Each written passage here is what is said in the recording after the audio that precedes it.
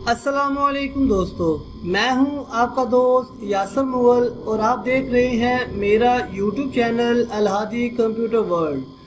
दोस्तों, आज मैं फिर हाजिर हुआ हूं इन पेज का लेसन नंबर 12 लेकर। दोस्तों, लेसन नंबर 12 में आज हम सीखेंगे एडिट मेन्यू की ऑप्शन प्रेफरेंस। अब प्रेफरेंस में हम सीखेंगे application preference, documents preference, keyboard preference. दोस्तों, आज का लेसन बहुत ही इम्पोर्टेंट होने वाला है। आप सबसे गुजारिश है कि आप मेरी वीडियो को लास्ट तक ज़रूर देखें। दोस्तों, इससे पहले मैं अपनी वीडियो का आगाज़ करूं, आप सबसे गुजारिश है कि आप मेरे YouTube channel Alhadi computer world को सब्सक्राइब कर दें और साथ ही लगे हुए बेल आइकॉन को भी दबा दें ताकि मेरी आने वाली सारी वीडियो का नोटिफिकेशन आपको मिल जाए। तो दोस्तों, शुरू करते हैं आज की वीडियो। आज की वीडियो में सबसे पहले जो हम पढ़ेंगे वो है प्रेफरेंस, एप्लीकेशन प्रेफरेंस के बारे में। इसकी शॉर्टकट की Alt+F11 है। आप इसको यहाँ से भी ओपन कर सकते हैं या अगर आपने आपकी टूल बार के नीचे ये जो लंबी सी बार बनी हुई है, आप यहाँ से भी डबल क्लिक करके इसको ओपन कर सकते हैं, या आप कीबोर्ड से Alt+F11 प्रेस करेंगे तो एप्लीकेशन प्रेफरेंस की विंडो आपके सामने ओपन हो जाएगी। तो एप्लीकेशन प्रेफरेंस को ओपन करने के मैंने आपको तीन तरीके बताए हैं। या तो आप एडिट मेन्यू में जाके प्रेफरेंस पे और एप्लीकेशन पे क्लिक करेंगे तब भी आप इसको ओपन कर सकते हैं। कीबोर्ड से Alt+F11 को प्रेस करेंगे तब भी आप इसको ओपन कर सकते हैं, या अपने टूल बार के नीचे ये लंबी सी बार बनी है, यहाँ पे डबल क्लिक करने से भी एप्लीकेशन प्रेफरेंस ओपन हो जाएगा। एप्लीकेशन प्रेफरेंस में सबसे पहली ऑप्शन है एप्लीकेशन टाइप की। अगर आप यहाँ पे पहली ऑप्शन क्लिक हुई है लेफ्ट टू राइट, इसका मतलब क्या है, आपके मास्टर पेज जो आपके लेफ्ट साइड राइट कॉर्नर पे ये जो बटन है ये इस टाइम लेफ्ट साइड पे है। अगर आप इसको राइट साइड पे लाना चाहते हैं तो आप इसकी second option right to left पे क्लिक करके ओके करेंगे। आपकी ऑप्शन मास्टर पेज की अब राइट साइड की तरफ आ गई है, ना कि लेफ्ट साइड की तरफ रही है। इस तरह आप मास्टर पेज की सेटिंग को राइट साइड पे ला सकते हैं, या दोबारा अगर करना है तो आप दोबारा इसी ऑप्शन पे लेफ्ट टू राइट क्लिक करके ओके करेंगे तो ये वापस अपने यहाँ पे आ जाएगा। एप्लीकेशन प्रेफरेंस में दूसरी ऑप्शन है एरो कीज मूवमेंट। अब ये कैसे काम करती है कि कीबोर्ड पे जो एरोज बने होते हैं, 4 एरोज जो आपके कीबोर्ड पे बने होते हैं, उसकी मूवमेंट है। अब ये इन्होंने डिफॉल्ट सेटिंग दी हुई है 0.039। वैसे तो बेसिकली इतनी ही ठीक है, हम इसको चेंज करके दिखाते हैं कैसे ये मूवमेंट करेगा। अगर आप ज़्यादा करना चाहें तो कर सकते हैं। तो पहले मैं आपको एग्जाम्पल देता हूँ। फॉर एग्जाम्पल, मैं यहाँ राइटिंग टेक्स्ट बॉक्स से एक बॉक्स बना लेता हूँ और अब इसको सिलेक्ट करके एरो की जो ऊपर नीचे राइट लेफ्ट की तरफ होता है उसकी मूवमेंट ये देखें, इसकी मूवमेंट बिल्कुल 0.039 है। अगर इस मूवमेंट को आप ज़्यादा या कम करना चाहते हैं तो एप्लीकेशन प्रेफरेंस में जाएंगे और यहाँ से इसकी सेटिंग चेंज कर देंगे। फॉर एग्जांपल, मैं यहाँ पे 0.5 हाफ इंच करके ओके करता हूँ तो अब इसकी मूवमेंट देखें ज़्यादा बढ़ गई है। ये देखें, left side, right side, top या बॉटम आप किसी तरह करेंगे तो इसकी मूवमेंट ज़्यादा हो गई है। तो वैसे यहाँ पे जो सेटिंग थी वो ठीक थी, आप यहाँ पे वापस वही कर दें 0.039। अब ये इसकी मूवमेंट वैसे नॉर्मल हो गई है जो आपके पहले थी। तो आप अपनी मर्जी से अगर आप मूवमेंट को ज़्यादा करना चाह रहे हैं तो आप वहाँ से चेंज करेंगे तो आपकी मूवमेंट कम या ज़्यादा आप वहाँ से कर सकते हैं। उसके बाद एप्लीकेशन प्रेफरेंस में दूसरी जो ऑप्शन है वो है विद कंट्रोल। ये भी एरो की मूवमेंट ही है लेकिन विद कंट्रोल के साथ है।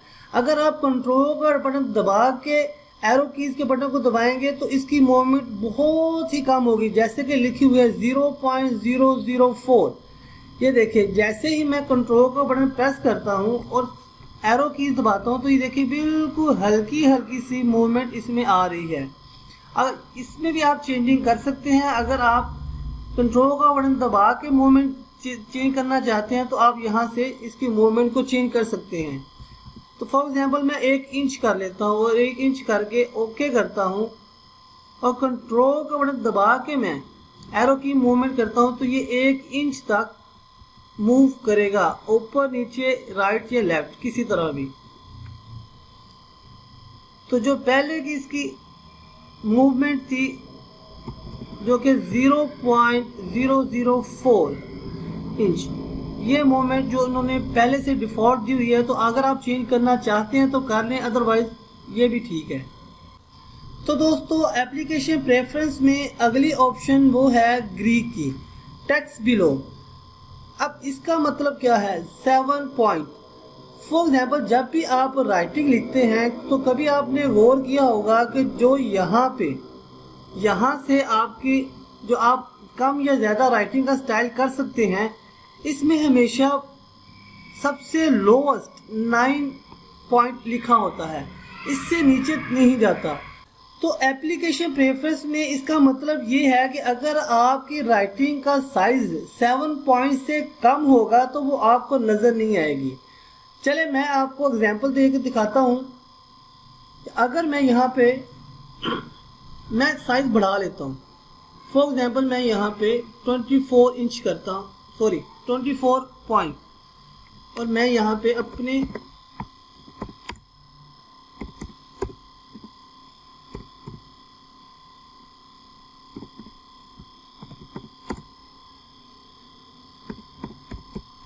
चैनल का नाम लिखता हूँ।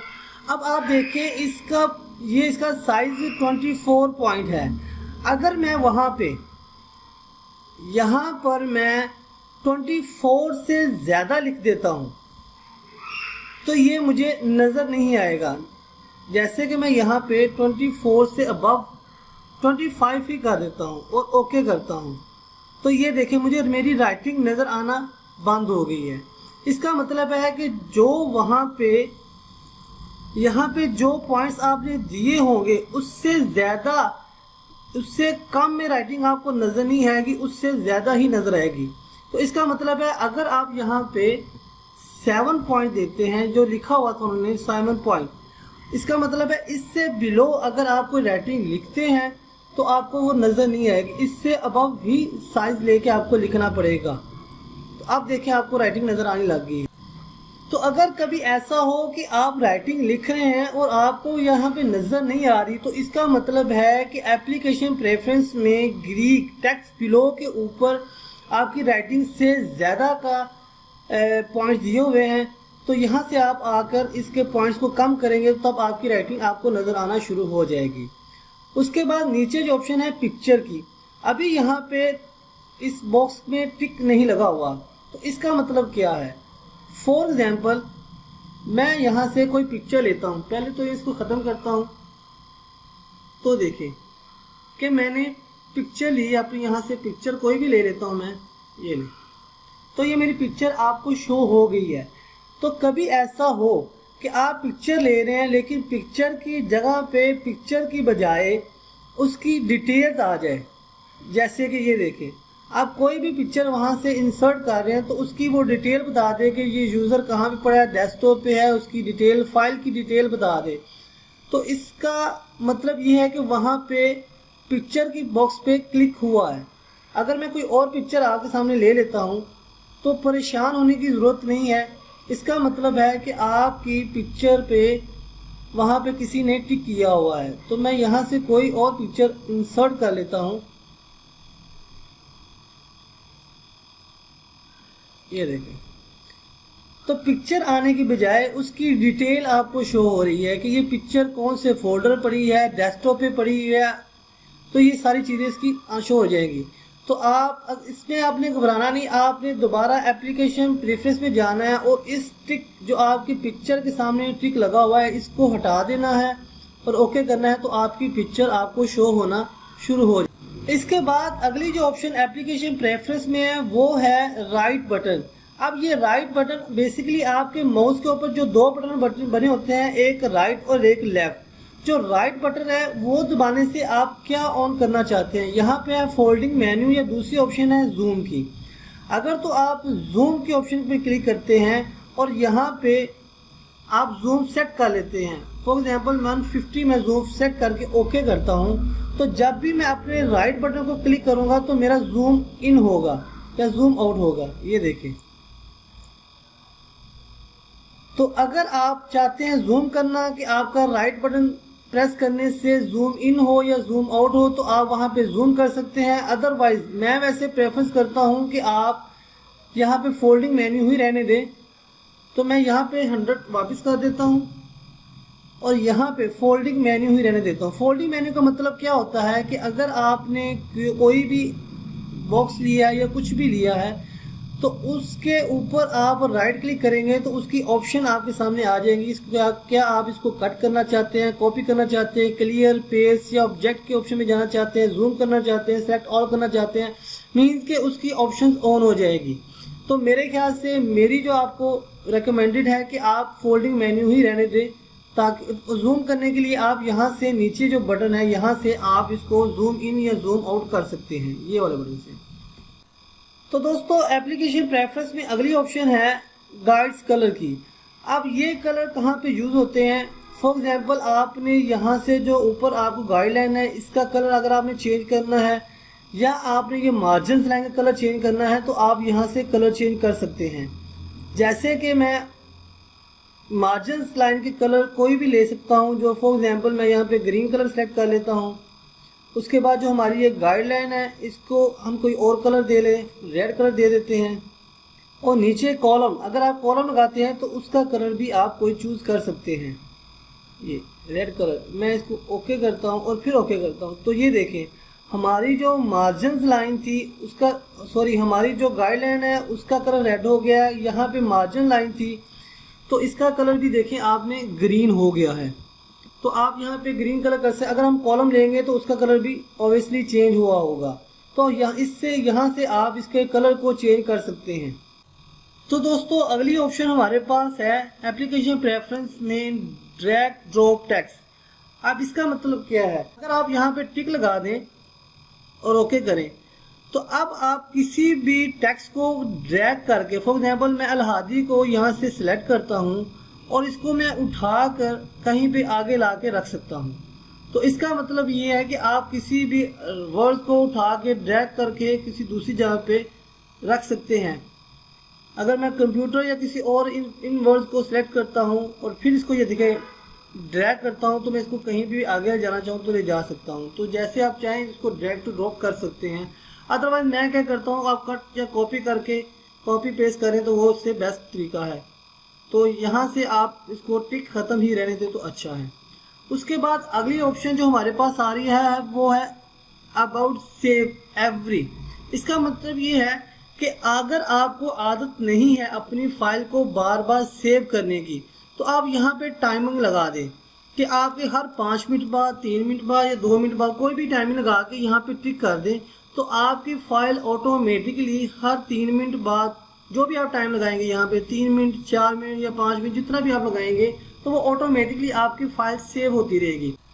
तो दोस्तों एप्लीकेशन प्रेफरेंस में लास्ट ऑप्शन जो हमारे पास बचती है वो है प्रीवियस वर्जन।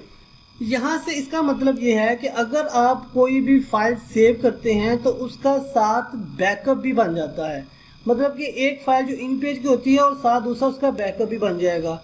अगर फॉर एग्जांपल आपकी फाइल जो ओरिजिनल फाइल है वो कहीं किसी वजह से ख़राब हो गई है, ओपन नहीं हो रही, तो आप बैकअप से अपनी फाइल को ओपन कर सकते हैं। जैसे कि मैंने कुछ फाइलों को सेव किया हुआ है तो मैं आपको दिखाता हूँ कि उसका बैकअप कैसे बन के नज़र आएगा।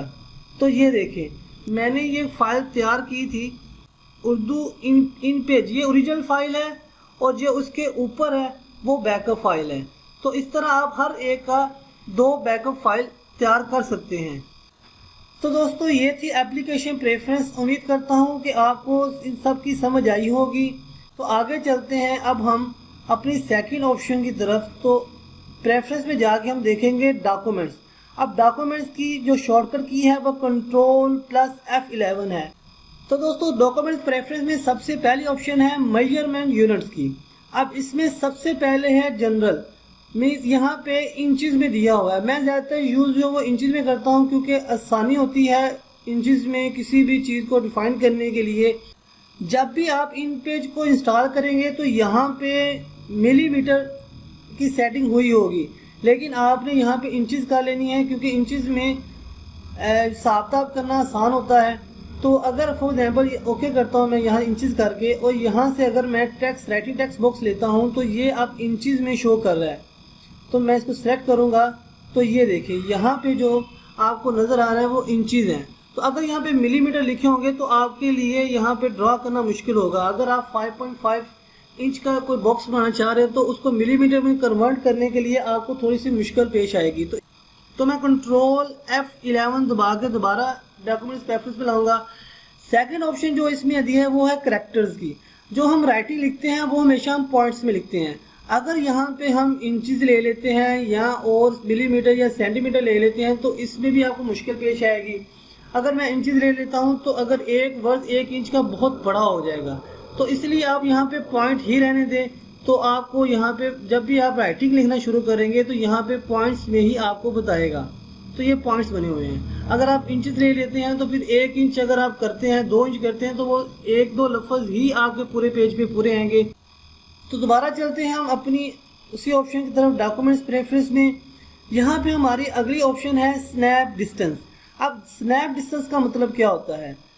अगर हमने ये जैसे राइटिंग टेक्स्ट बॉक्स लिया हुआ है और ये हमारी इमेजिन लाइंस हैं जो हमें दी गई है, अगर मैं इसको पकड़ के इस लाइंस के बिल्कुल करीब लाता हूँ तो जैसे मकनातीस इसको खींचता है, ये इसको खींचेगा अपनी तरफ खींचेगा, लेकिन ये डिस्टेंस बहुत कम दिया हुआ है।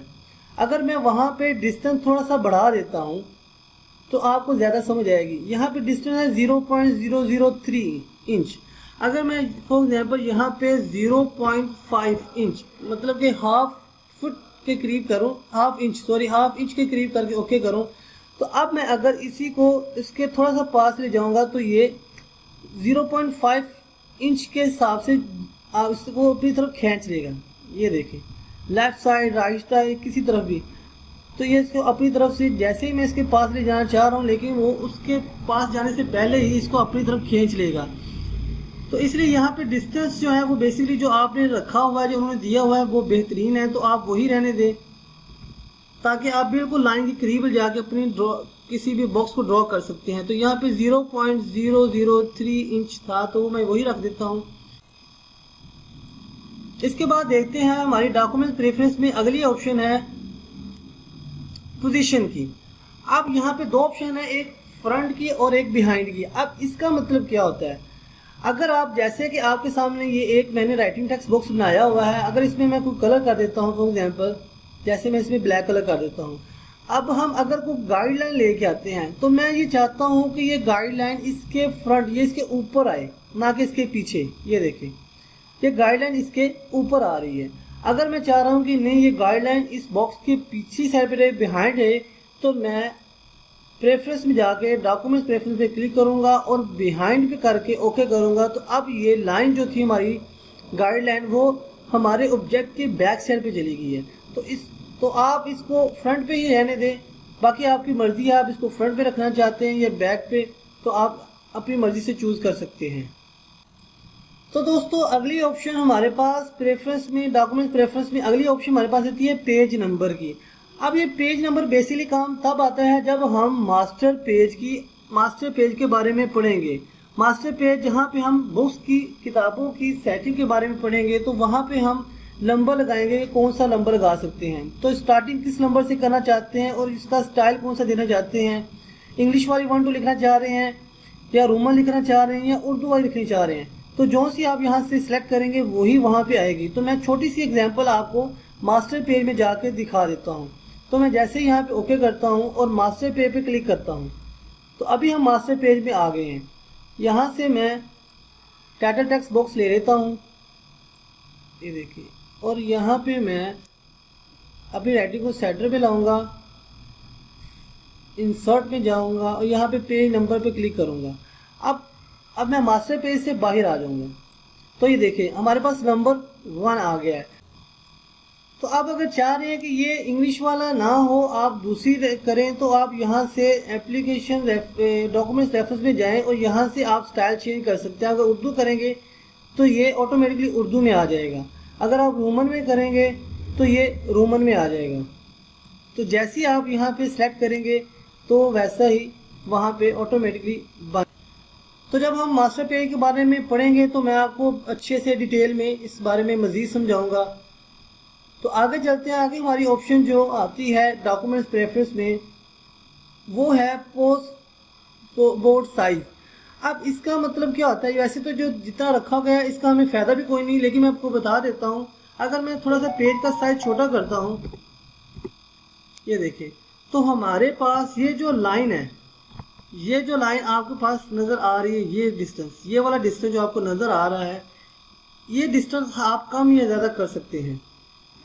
तो मैं आपको वहाँ से करके बताता हूँ कि ये कैसे कर सकते हैं। तो फॉर एग्जांपल मैं प्रेफरेंस में जाऊँगा और डॉक्यूमेंट्स प्रेफरेंस में जाके यहाँ पे 15 है तो मैं 15 की बजाय यहाँ पे 30% करके ओके करूँगा। तो अब ये देखिए इसका डिस्टेंस पहले से ज़्यादा हो गया है।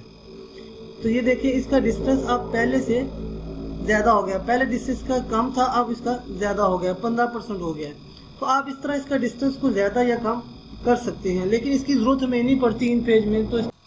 तो मैं वापस इसको 15% कर देता हूँ।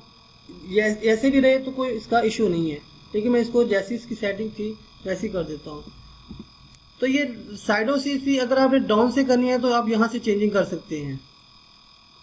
उसके बाद एप्लीकेशन में जाएंगे। उसके बाद हम डॉक्यूमेंट्स प्रेफरेंस में जाते हैं और यहाँ पे अगली ऑप्शन है विजिबल।